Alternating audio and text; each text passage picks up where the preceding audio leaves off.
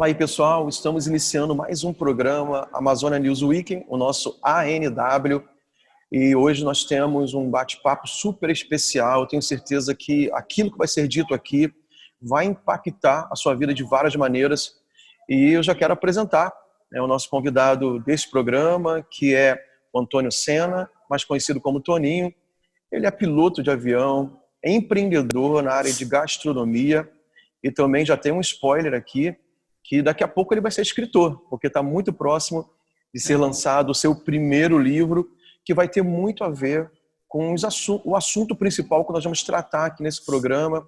Então, certamente vai te dar assim, uma vontade de adquirir esse livro assim que for lançado. Então, Toninho, seja bem-vindo. Eu já vou assim com intimidade, né?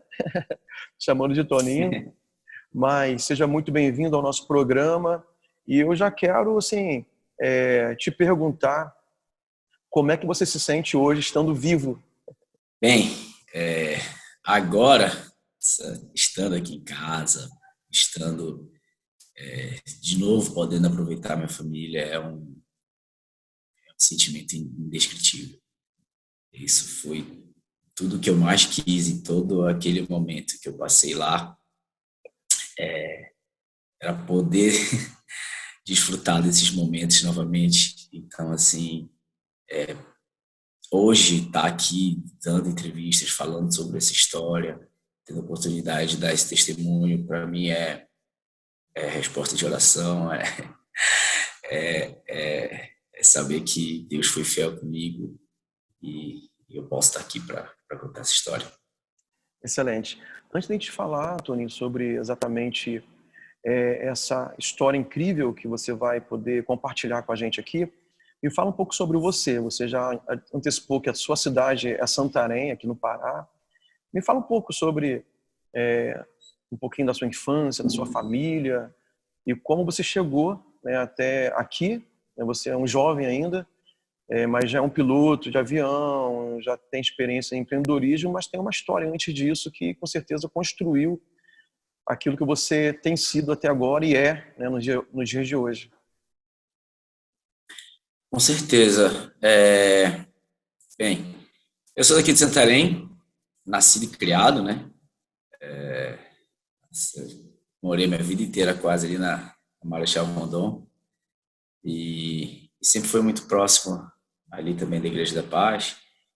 Então, a minha mãe era um pouco, digamos assim, conhecida aqui na cidade, porque ela era professora de educação física. Né? Só que não exerce mais.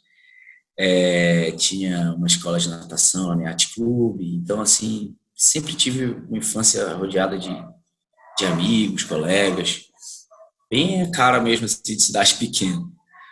E isso foi muito legal. Sempre tive a oportunidade de crescer em contato com essa natureza que cerca Santarém. Isso foi, eu acho que foi bom até para esse momento, depois que eu passei lá. E então, assim, a gente sempre teve muito envolvido com tudo que fosse de respeito à cidade, tem um carinho, um amor tão grande pela cidade. E logo que eu me formei no ensino médio, eu comecei a morar fora. Então, morei muito tempo fora de Santarém, depois disso, né? Morei em Manaus, morei em Brasília, morei um tempo no Rio e sempre viajando. Mas, quando foi em 2004, uma circunstância muito triste, meu pai sofreu um acidente de moto e veio a falecer, então tive que voltar para cá, para Santarém. Voltou meu irmão estava nos Estados Unidos e viemos para ficar com a nossa mãe. E foi quando começou, então, eu tentar me descobrir também. Fiz algumas faculdades, comecei, terminei, até que finalmente, eu acho que já era 2006, quando eu comecei a trabalhar numa empresa de aviação, e na parte de check-in mesmo, e me apaixonei completamente pela aviação. A partir daí, eu fui atrás de fazer os cursos, e daí voltei para Brasília, fiz toda a minha formação lá, e ficava nessa ponte aérea, ia para lá, fazia a aula teórica, vinha para cá, para Santarém, ficava fazendo voos práticos, e depois terminei minha formação em São Paulo, em Bragança Paulista, e comecei a trabalhar como piloto aqui mesmo, em uma empresa daqui de Santarém. Tive uma oportunidade maravilhosa de trabalhar aqui sobre a Amazônia. Foi muito bom. Trabalhei por 4 anos, quase 5 anos aqui, voando na região. Foi onde eu peguei a carteira do Embraer 120, que é a maior aeronave que eu já pilotei. A partir daí, em 2016, eu recebi um convite para ir trabalhar na África, com o piloto também, do Embraer 120. E foi outra experiência maravilhosa. Fui para um país muito pobre lá. A gente trabalhava com contratos de petrolíferos e tive a oportunidade realmente de conhecer aquela realidade, sabe? Morar em um país islâmico, que foi muito legal também. Foi uma experiência muito, muito bacana. E quando foi 2018, ou início de 2000, isso, final de 2018, eu voltei para o Brasil. E quando foi mês de 2019, acabou o contrato lá, acabei nem retornando. E foi quando eu comecei a minha vida de empreendedor. Uhum. Abri um restaurante aqui em Santarém, junto com um sócio. O caso era abrir o pub, está aberto ainda lá, graças a Deus. Depois que eu saí da sociedade, deixei ele entregue lá para o pessoal só administrar. E graças a Deus está funcionando tudo muito bem. Depois abri um outro restaurante aqui também, em Santarém, durante a pandemia. Só que ele precisou ser fechado pelas questões de lockdown, e foi quando justamente aconteceu a situação do fatídico voo. Então, desde lá, minha vida virou de cabeça para baixo, eu não pude nem retomar E, Toninho, a operação lá. pois assim, o Toninho, assim, acho que 2 meses atrás, talvez, né, teve uma experiência incrível que se tornou uma notícia nacional. Então, para quem não sabe a história ainda, né, a gente vai começar a entrar agora nesse assunto que certamente eu tenho certeza que eu vou me surpreender, porque eu não sei a história por completo. E você que está em casa e na internet também assistindo, vai ficar impressionado com aquilo que aconteceu na vida dele, que deu uma guinada em todos os aspectos, né, Toninho? Mas conta para o pessoal, então, para a gente, né, o que aconteceu. Você saiu para mais um voo, né, e acho que você não tinha ideia que a partir daquele dia você teria experiências incríveis e sua vida não seria mais a mesma. Eu creio que não é mais a mesma depois daquele dia.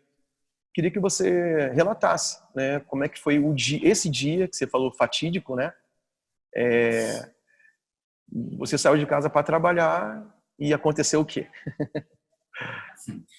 Então, nesse dia, eu tinha saído de Santarém para passar uns 4 dias fora, apenas para cobrir um amigo que fazia esses voos por essa área de garimpo, ali ao norte de Alenquer.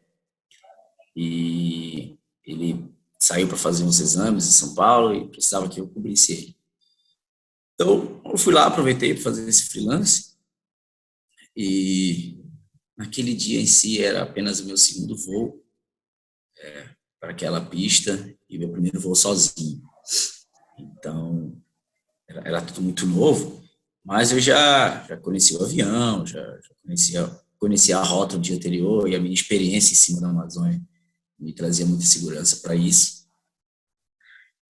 E, enfim, carregamos o avião, tá tudo bem, decolei, destino ali seria um voo de 1h05, mais ou menos, numa proa quase norte, decolando de Alenquer. Estava nivelado a 3.000 pés, quando entre 35 e 40 minutos de voo, o motor simplesmente parou. O motor parou, a gente costuma dizer que o motor calou. E naquele momento foi um momento um pouco foi o momento onde eu acho que fiquei mais tenso. Porque é quando você tem que realizar que a coisa de fato aconteceu e é real. Então, assim, devido à minha carreira na aviação ser feita em aviões maiores, graças a Deus eu sempre tive muita experiência em simuladores, e o simulador te dá uma noção muito grande da pane real para pane no simulador, é muito parecido. Então, respirei fundo E, enfim, eu lembro de ter dito que não acredito que isso está acontecendo.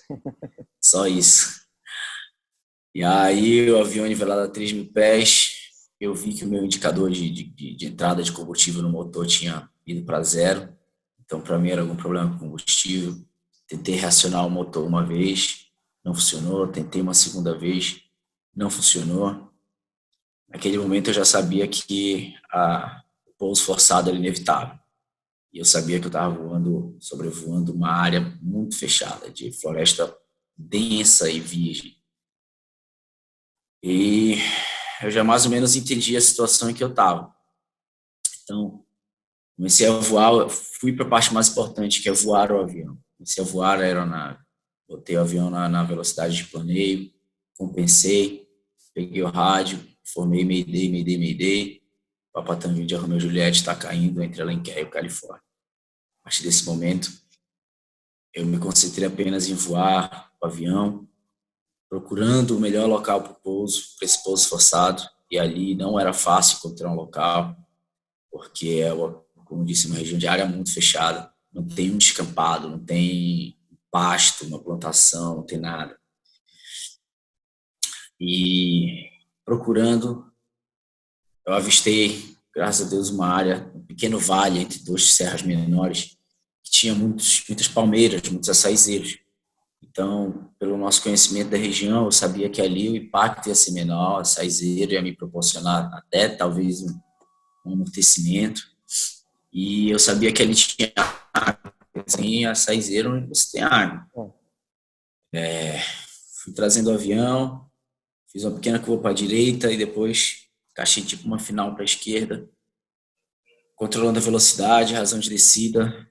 Eu usei um dente de flap para ele diminuir mais a velocidade e vim trazendo o nariz esperando impacto. Tentei controlar o avião até o último momento. Senti uma primeira árvore raspar embaixo do avião, uma segunda, na terceira já foi muita confusão, muito barulho. Quando eu abri os olhos, eu estava no chão.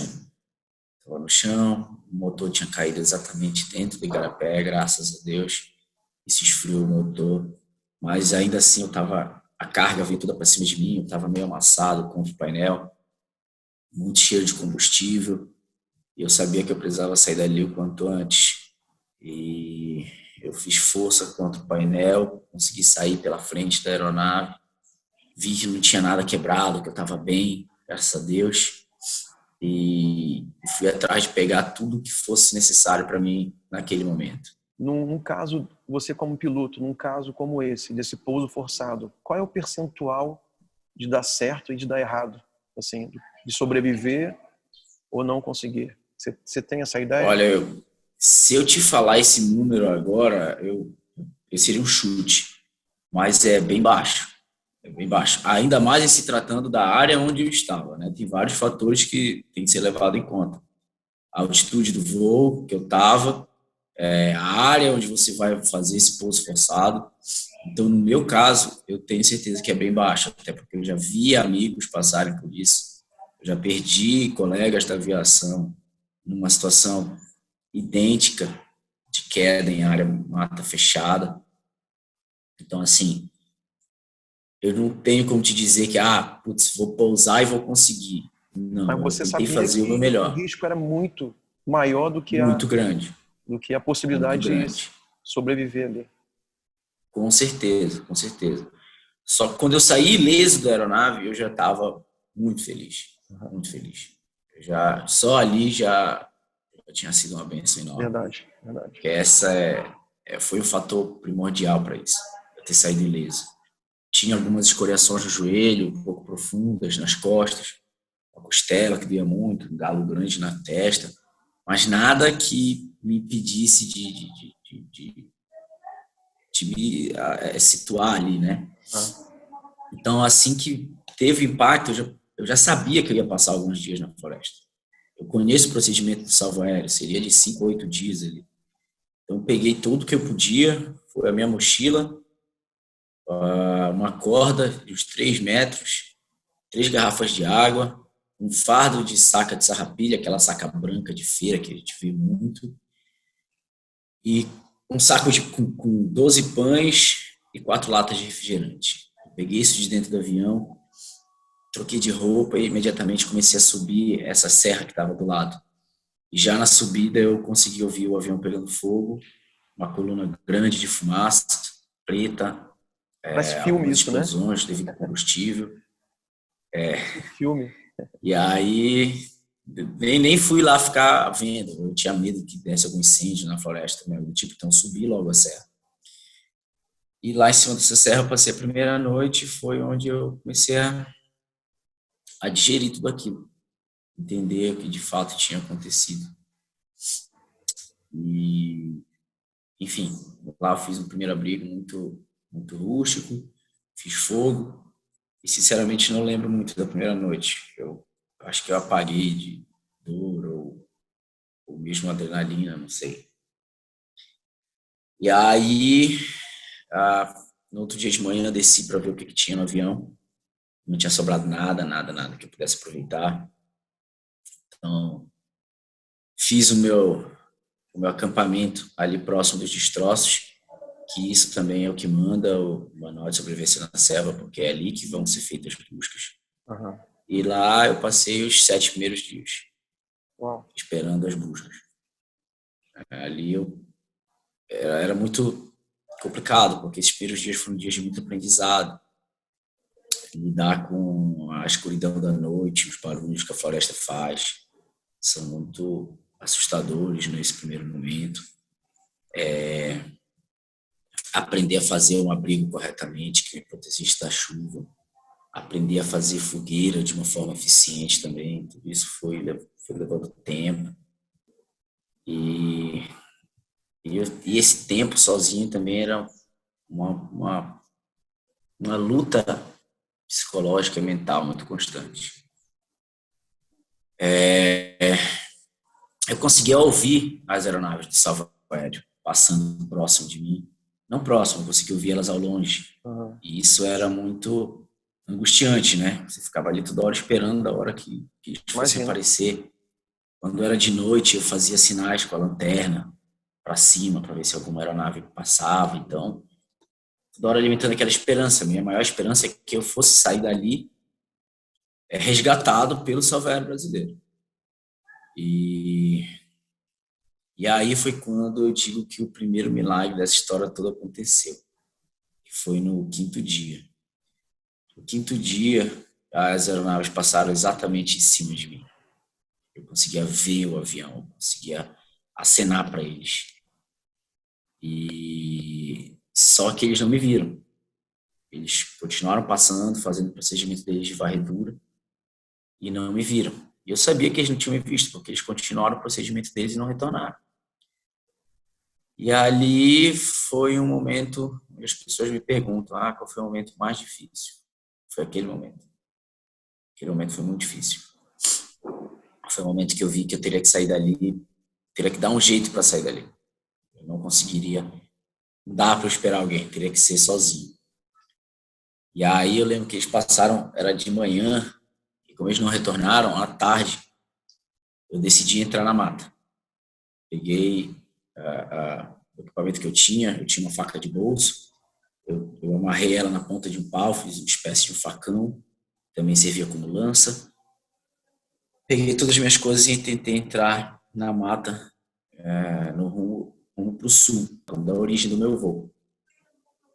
E aí entrei lá, comecei a tentar cortar os cipós, era uma área de mata muito fechada, próximo de Igarapé, um vale. E foi muito difícil, foi muito exaustivo. Tentei ali por uns 30, 40 minutos.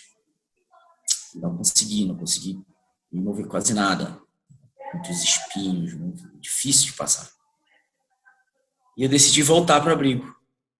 Tunim, Quando eu voltei para o abrigo... Desculpa, nessa fase, como é que estava teu suprimento de alimentos? Você falou que estava só... nessa fase eu ainda tinha, acho que umas 2 latas de refrigerante, que eu tomava, enquanto eu estava lá aqueles 7 dias, eu tomava um refrigerante a cada 2 dias e comia de meio a 1 pão por dia. Então, só que o pão foi ficando bolorento, era muito complicado, eu tinha que ir já tirando pedaços que estivessem bons. Né? Você já se sentia fraco, então? Porque você baixou muito a tua alimentação, né? Um pouco, né? Mas não tanto, o corpo ainda estava bem nutrido. Aham. Não estou em comparação com os últimos dias. Mas ainda estava ali, digamos, bem nutrido. Aham. Sempre pratiquei muito esporte, e assim, os médicos disseram que a minha estrutura ajudou muito. Mas aí, depois que eu tentei entrar na mata nesse momento, voltei para o meu abrigo e eu voltei com sentimento de derrota imenso, imenso, imenso, imenso. Eu me sentindo de fato um fracassado. Foi a única vez que a possibilidade da morte passou pela minha cabeça, de que eu não fosse sair dali, de que eu fosse morrer naquele lugar. E nesse dia eu peguei meu celular, exatamente depois que eu voltei, eu tomei um banho no igarapé, tentar refrescar a cabeça e fiz um vídeo de despedida para minha família. Eu gravei um vídeo dizendo para minha mãe que eu amava ela, que eu queria ver ela de novo, meus irmãos, para minha namorada. E ali eu realmente, as minhas esperanças estavam acabadas.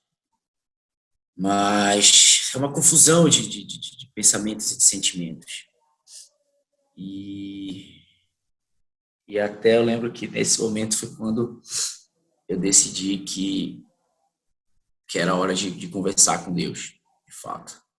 De lavar a roupa suja com Deus. De resolver qualquer pendência que eu tivesse. E para mim aquilo era muito, muito marcante, porque houve um momento na minha vida em que a minha fé foi muito abalada, né? Eu cresci dentro de um lar cristão, cresci dentro de uma igreja, mas eu vivi algumas coisas na minha vida pessoal que me fizeram desacreditar demais, e isso me abalou muito. E nesse momento foi quando eu resolvi conversar com Deus mesmo.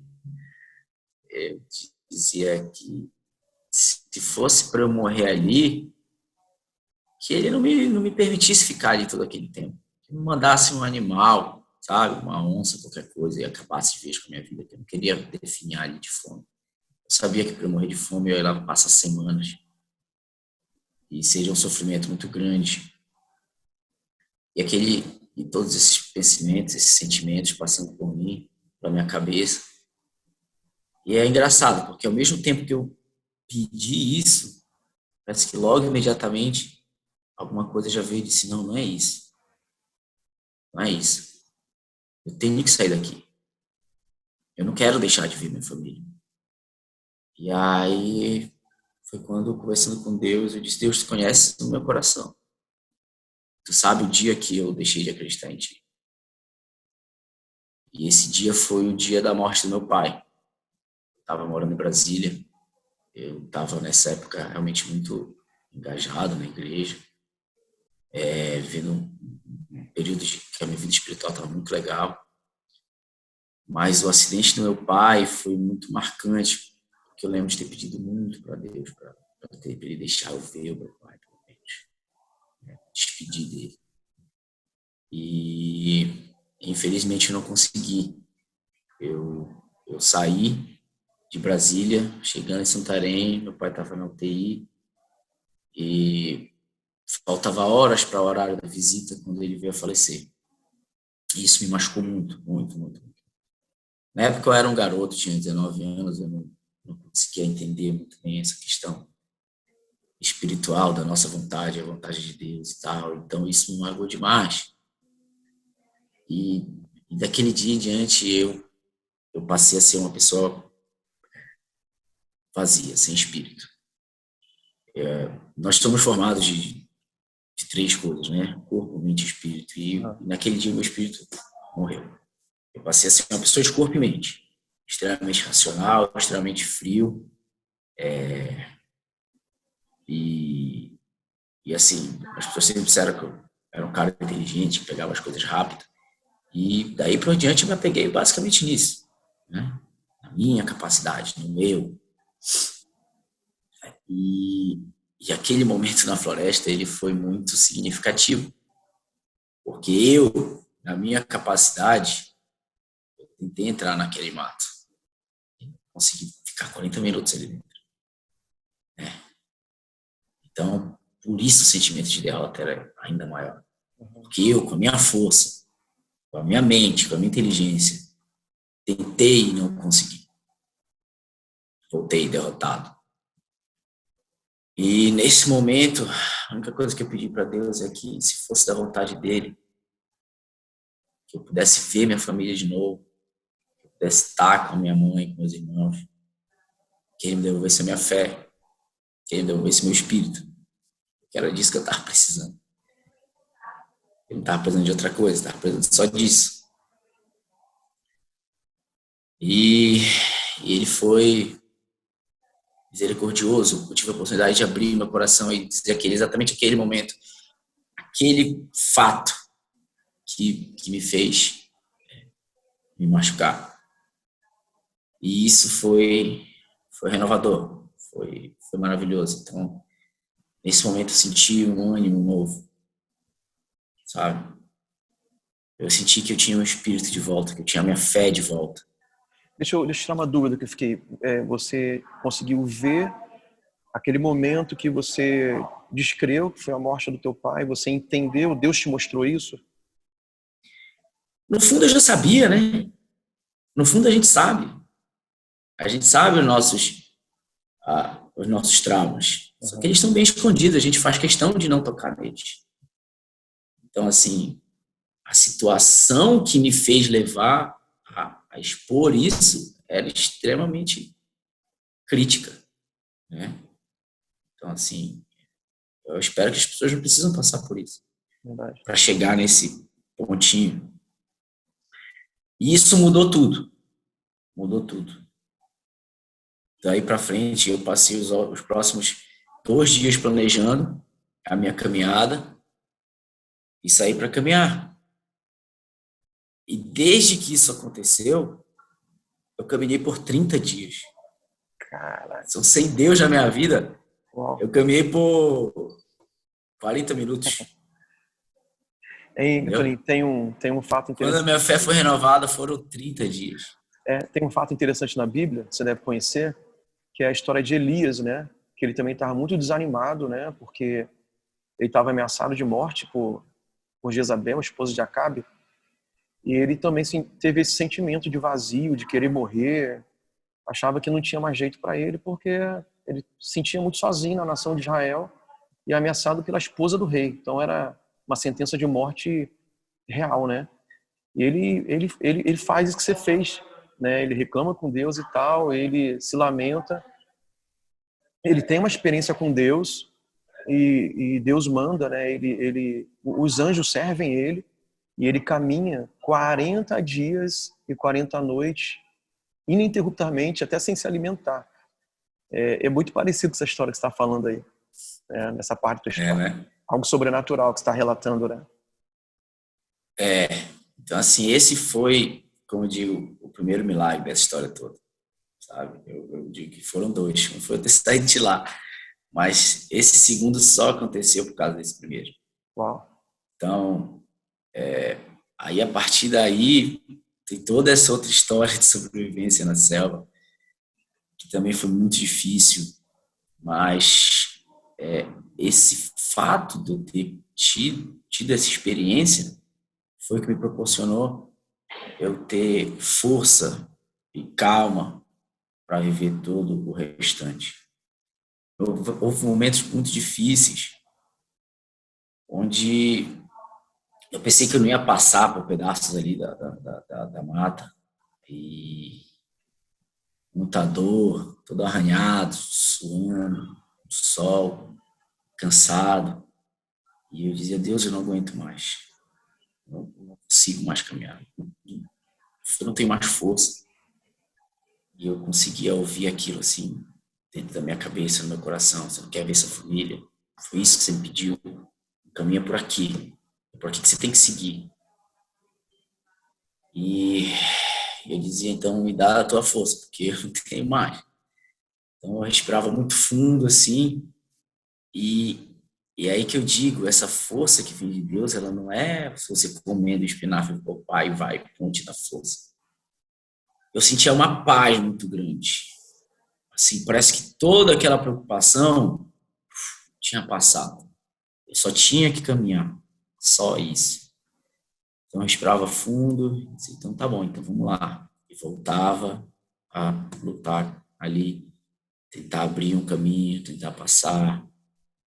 A dor continuava, o cansaço continuava, mas a paz que eu sentia era tão grande que me fazia relevar tudo isso. Então, Tuninho, como é que você planejou essa tua caminhada de 30 dias? Você tinha um tempo previsto e um tempo de descanso durante o dia, né, e a noite, é claro. E também como é que você fez para se alimentar? Coletava frutas, pescou, a água você... É bom que a Amazonas tem água doce aí, água potável por toda a floresta, né? Mas como é que foi, rapidamente, né? Como é que foi essa tua sobrevivência nesses 30 dias? Como diz, eu passei 2 dias planejando essa minha caminhada. Eu tinha ainda uma carta aeronáutica, quando eu caí, no meu celular, e ela funciona junto com o GPS, então o sinal do GPS também funcionava.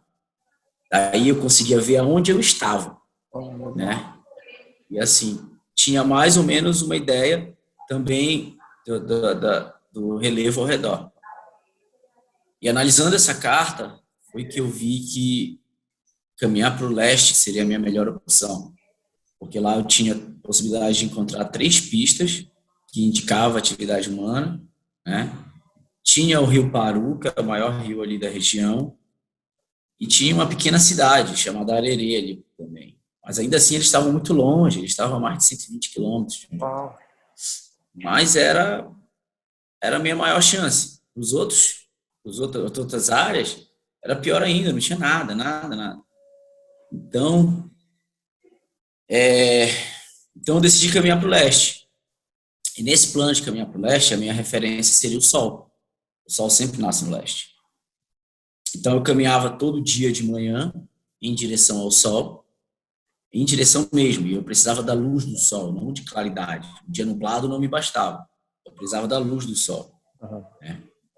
Então, assim, eu seguia caminhando o sol até por volta de 1h30, no máximo 2 horas, porque aí ele já não fica confiável, ele está bem em cima de você, eu não tenho mais como usar ele como referência. E aí eu usava esse período, às vezes de 1 até 3, de 2 até 3, para encontrar onde eu faria o meu abrigo. Porque tinha também uma série de características que eu precisava para o abrigo. Primeiro, sempre em cima de uma serra, eu nunca fazia abrigo do lado de um igarapé, de uma fonte de água, por causa dos predadores. Eles usam fonte de água o tempo inteiro. Eu precisava também que tivesse algumas palmeiras, algumas outras folhas que deixavam o meu abrigo impermeável. Então, eu levava aí 1h30 até encontrar esse local ideal. Às vezes, numa serra não estava, eu tinha que descer ela, subir outra para encontrar na outra. E depois que eu encontrava esse local, eu usava até aproximadamente 5 horas da tarde para montar o meu abrigo. Aí eu ia ter aqui atrás de todas as folhas, os galhos, montar propriamente o abrigo. Depois disso, eu ainda ia procurar lenha para fazer fogo, que o fogo era uma das minhas prioridades. Minhas prioridades todo dia eram água, abrigo e fogo. Eu tinha que ter essas 3 coisas. Eu podia ficar sem comer, mas eu não podia ficar sem fazer um abrigo, não podia ficar sem fazer uma fogueira, não podia ficar sem procurar água, sem encontrar água. Então, assim, era um dia muito, muito corrido, ocupado. Tinha que ter uma disciplina muito grande também desses horários. E eu aprendi isso e isso fui aprendendo. No primeiro dia eu tive logo uma hipoglicemia, porque eu fui caminhar muito, caminhei demais, então desmaiei, né? Fiquei desacordado por um tempo, então eu aprendi que eu tinha que guardar energia também para as próximas tarefas, porque a noite era tão difícil quanto o dia, chovia muito, chovia todo dia, né? Então peguei muita chuva, passei muito frio, nem sempre o abrigo eu conseguia botar a folha de sororó que deixava impermeável.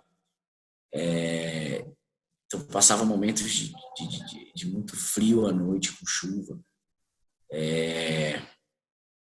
Quanto à comida, eu comia o que eu encontrava pelo caminho.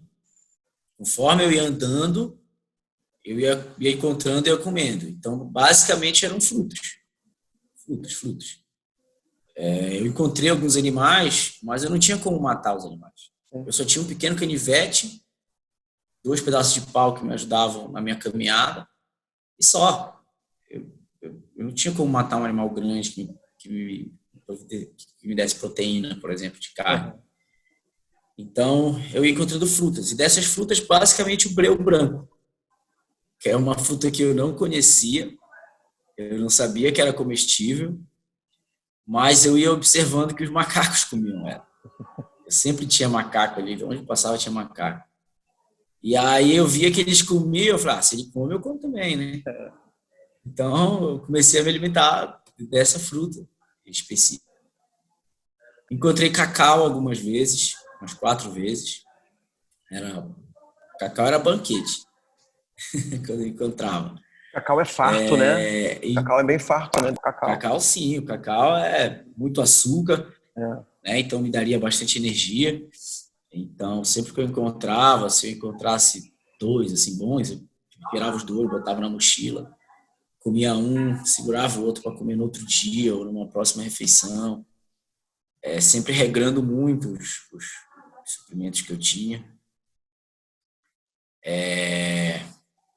E aí encontrei também ovo de nambu 3 vezes. É uma ave cinza que tem na floresta. E ela põe um ovo azul grande, assim. Nunca tinha visto também.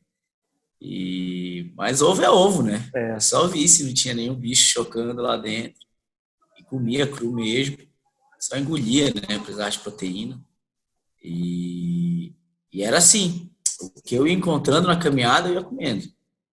Nunca parei para caçar, né? A água já foi bem mais tranquila. Porque, enfim, no meio da bacia amazônica, no meio dessas serras, eu encontrei muitos. Eu brinco que eu aprendi exatamente como se formam os igarapés. Porque eu encontrava desde uma pequena nascente, o córrego que escorria pelas serras, e lá no vale ia se juntando, fazia uma poçazinha de água, e mais para frente ele ia correndo. Então sempre eu passava por algum desses. E sempre que eu passava, eu trocava a água que eu tinha nas minhas 3 garrafinhas. Eu tomava, por exemplo, uma garrafa e meia, enchia as 3 novamente e voltava a caminhar. Eu sabia que eu estava hidratado, só precisava tomar essa água já à noite. Às vezes coletava água da chuva também, quando eu via que as garrafas estavam acabando, não tinha passado por nenhuma fonte de água assim dessas, como de igarapé, então eu pegava da chuva. E isso foi... A água me ajudou muito, muito mesmo, muito. Porque eu nunca cheguei a ficar desidratado.